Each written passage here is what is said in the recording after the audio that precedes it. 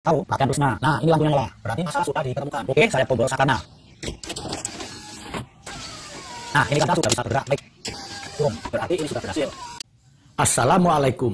Semoga Allah memberikan kesehatan, kebahagiaan, dan keselamatan bagi kita semua. Amin. Ini power window pada mobil saya bermasalah. Tombol saklar ini meski ditombol berulang-ulang, tetap tidak bisa menggerakkan naik turunnya pada kaca mobil ini. Coba saya on-kan pada kontaknya. Lihat di sini. Nah, ini kelihatan menyala merah lampunya pada saklarnya. Coba saya tombol. Nah, saya tekan-tekan kaca tetap tidak bergerak.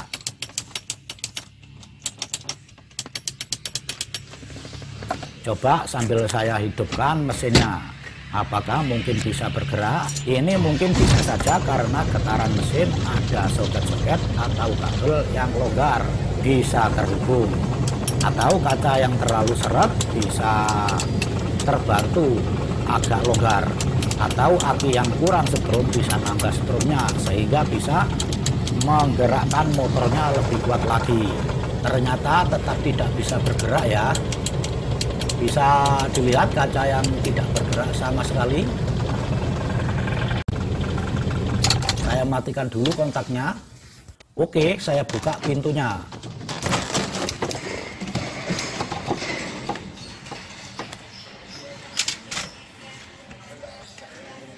Kemudian diganjel. Ini saya pakai ganjel dari pegangan kartu etol. Bisa pakai kayu dan lain-lain.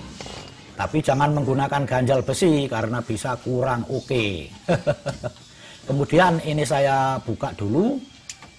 Dimulai dari sini. Seperti ini cara saya. Ini skrupnya jangan sampai lupa naruhnya. Ini saya ngasih tahu bagi yang belum tahu ya. Semoga cara saya ini benar sehingga tidak menyesatkan sampean-sampean. Tapi bisa bermanfaat bagi sampean-sampean yang belum tahu tetapi ingin tahu dan ingin mencobanya. Ini plastik putih yang mentol-mentol, ini adalah kancingnya. Ini sudah tidak lengkap, mungkin kalau berniat membeli supaya lengkap dan rapi, ada di toko-toko variasi mobil. Ini adalah termasuk perbaikan elektrik, kelistrikan. Jadi video ini akan saya taruh di playlist yang berhubungan dengan listrik dan lain-lain.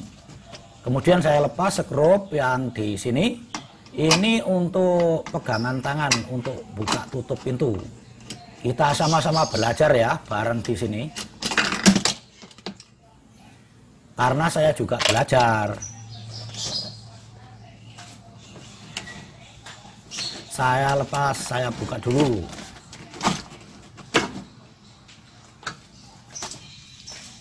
Lalu ini bagian unit saklarnya. Saya lepas.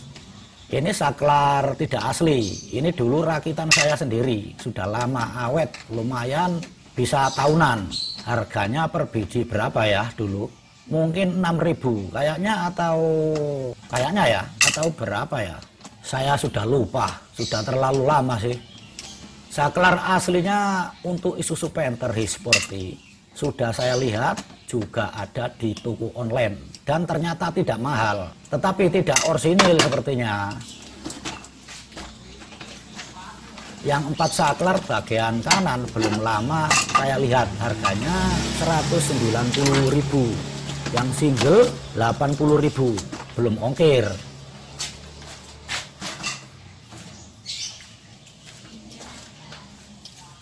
Ini soket setelah saya lepas, tujuannya untuk mencoba atau mengoperasikan power window-nya. Saya sambung kembali. Oh iya, ini sambungannya kabel-kabel yang saya sambung. Ini dulu yang penting nyambung, bisa berfungsi, bisa dipakai gitu aja. Saya sambung kembali. Saya belum tahu kalau saklarnya untuk power window-nya kendaraan ini ada dan tidak mahal. Saya coba tombol-tombol lagi, juga tidak bergerak. Saklar jalur power window bagian tengah, keduanya saya lepas biar tidak keliru-keliru nombornya. Tombol-tombol lagi juga tetap tidak bergerak.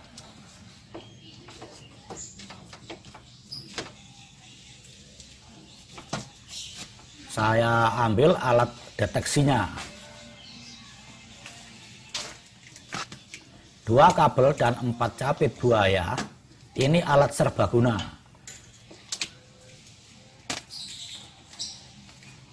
Seperti ini, silakan yang ingin bikin sendiri, sangat gampang. Komponennya bisa beli di toko elektronik.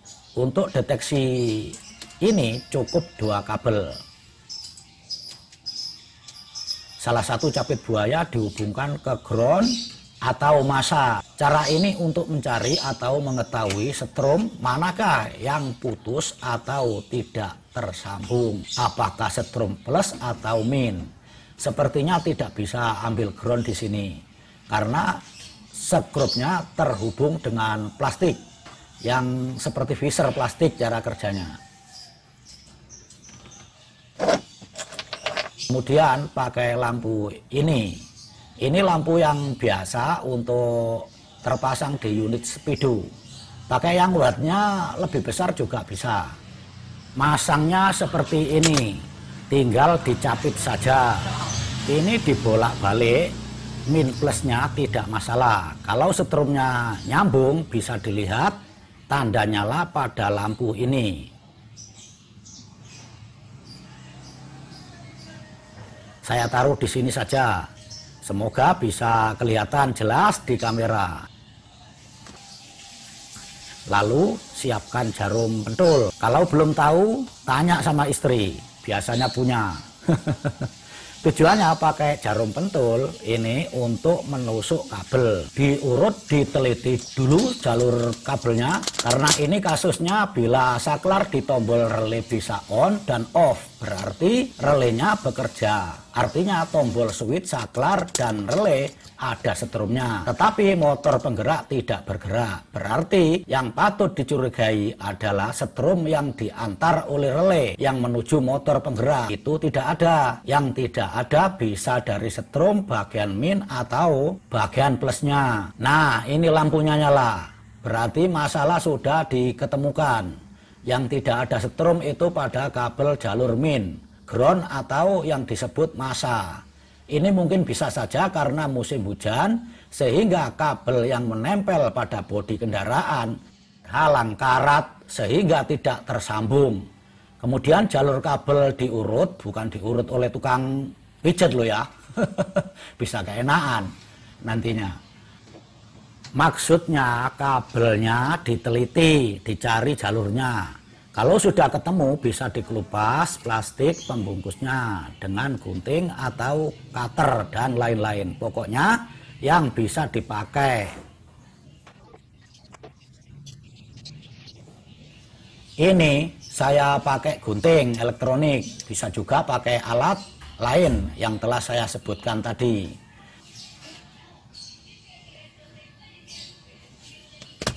Sekarang coba saya tes dulu pakai 1 kabel dan 2 capit buaya.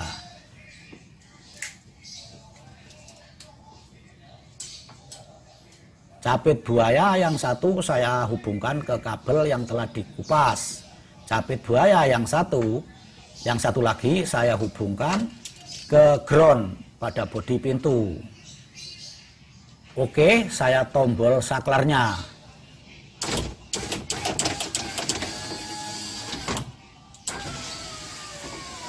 Nah, ini kaca sudah bisa bergerak naik turun. Berarti ini sudah berhasil. Tes lagi kaca naik. Setelah itu cari kabel yang sekiranya cukup dan pas, cocok dipakai. Ini saya pakai kabel bekas. 2 kutub kabelnya dikupas secukupnya. Kemudian karena kabel ini tidak ada sekunya, bisa pakai cara seperti ini. Buat lingkaran secukupnya. Sekiranya bisa masuk ke baut skrup yang ada di ground. Lalu Karena tidak ada sekun bisa pakai ring. Tujuannya supaya waktu kabel dikunci, dikerasin, di-ground supaya tidak ikut berputar atau ada serabut kabel yang putus karena gesekan mur. Kemudian cari posisi pengait yang pas dengan panjangnya kabel dan posisi relay. Melepas kabel tis. Kalau tidak ada persediaan kabel tis pengganti, kabel tis tak perlu dipotong karena bisa dilepas dan dipakai lagi. Ada caranya. Bisa sampai teliti sendiri caranya. Ground saya ambil dari sini saja, sepertinya posisinya pas. Bagi orang awam seperti saya ini, memperbaiki listrik itu lebih sulit karena listrik tidak kelihatan, kecuali dilihat alat. Apalagi yang tidak mengerti sama sekali, keliru bisa berakibat fatal. Beda dengan mekanik yang bisa dilihat dengan mata dan biasanya orang lebih gampang bisa mengerti setelah melihat dan mengamatinya. Tapi kalau ngawur, kalau keliru juga bisa berakibat fatal juga. Ini murnya berbentuk topi.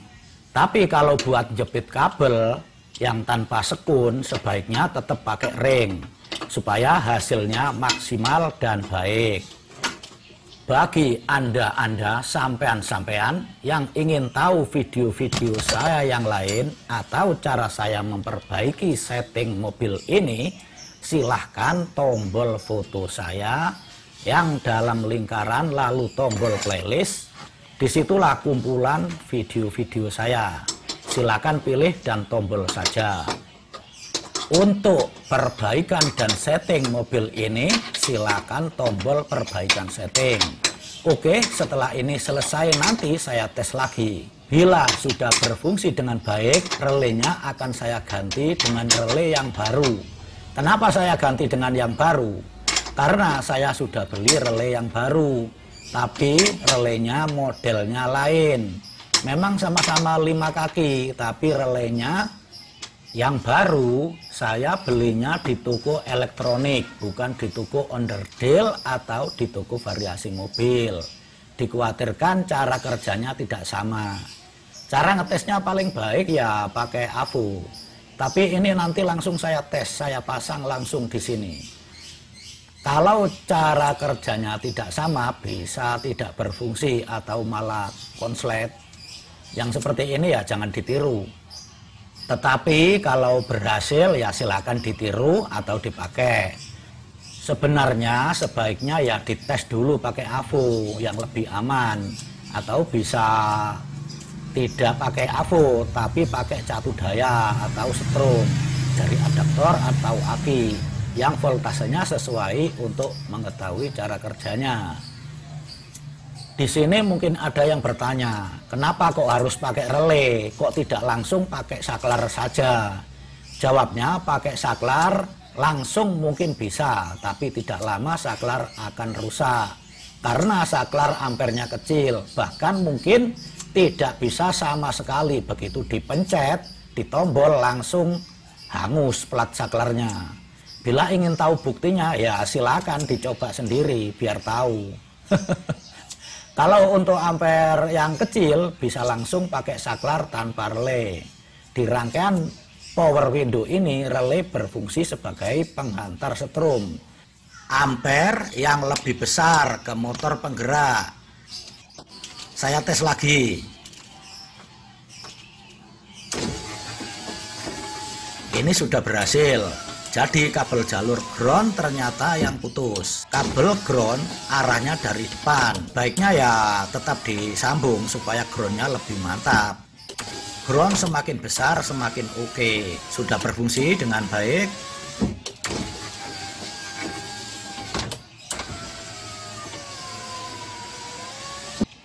Masalah power window juga bisa dari soket-soket. Ini yang tidak nyambung atau modot Jawanya.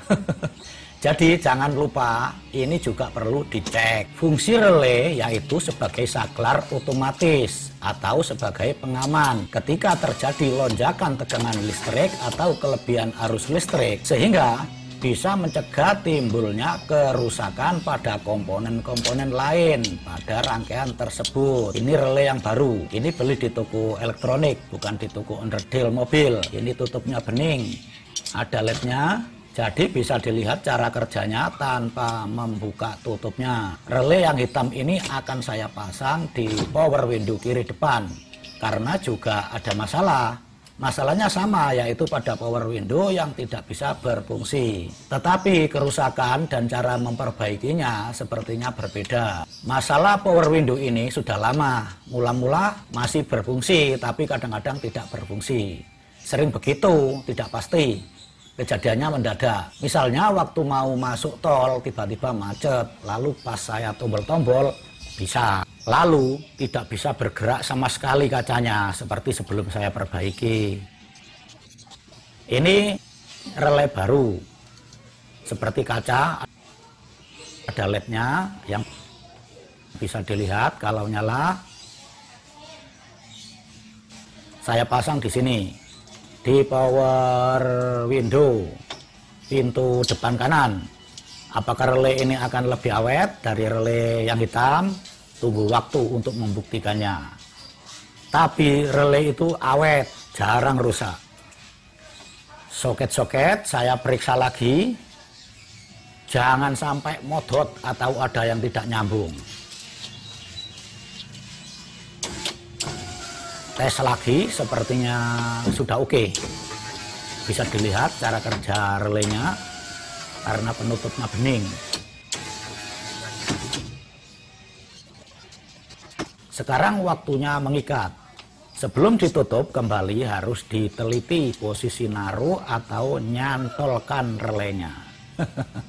Dan kabel ditata sekiranya jangan sampai nyerimpeti naik turunnya kaca atau putaran motor penggeraknya. Kalau memperbaiki mobil sendiri ya nyantai, nyobanya aja berulang-ulang. Ini tujuannya supaya kalau sudah ditutup langsung oke. Tes lagi.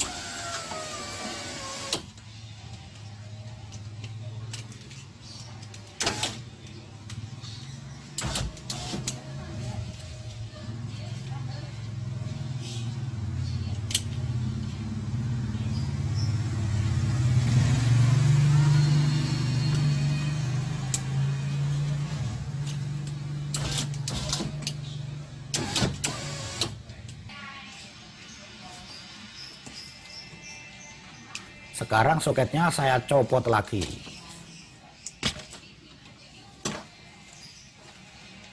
Supaya bisa masuk ke tutupnya.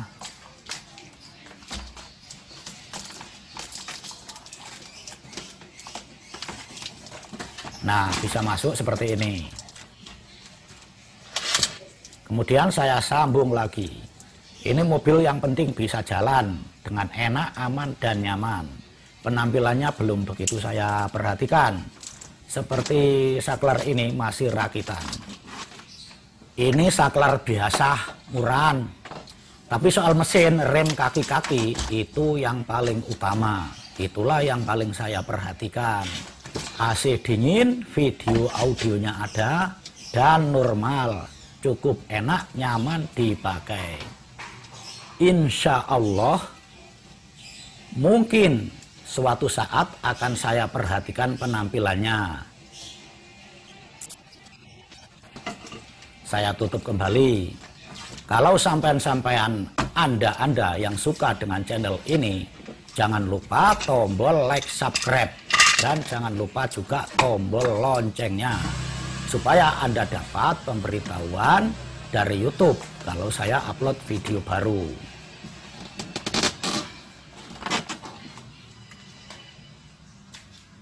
Saya kembalikan lagi. Dites lagi. Nah, ternyata terbalik. Saklar tengah jadi saklar depan. Ini tadi, kalau lupa ngetes bisa buka lagi 4 skrupnya. Namanya kerja 2 kali, bro. Jangan lupa di sini belajar bareng. karena saya juga belajar. Pendapat saya belum tentu benar. Bila baik silakan dipakai, bila tidak baik buang saja. Saya kalau memperbaiki sesuatu itu biasanya memang saya cek berulang-ulang seperti ini.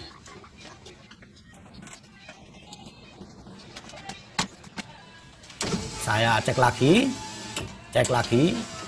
sudah oke ini. Saya lepas lagi. Sebentar lagi selesai.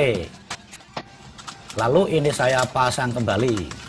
Maaf, ini tidak bisa cekatan seperti orang-orang yang benar-benar ahli.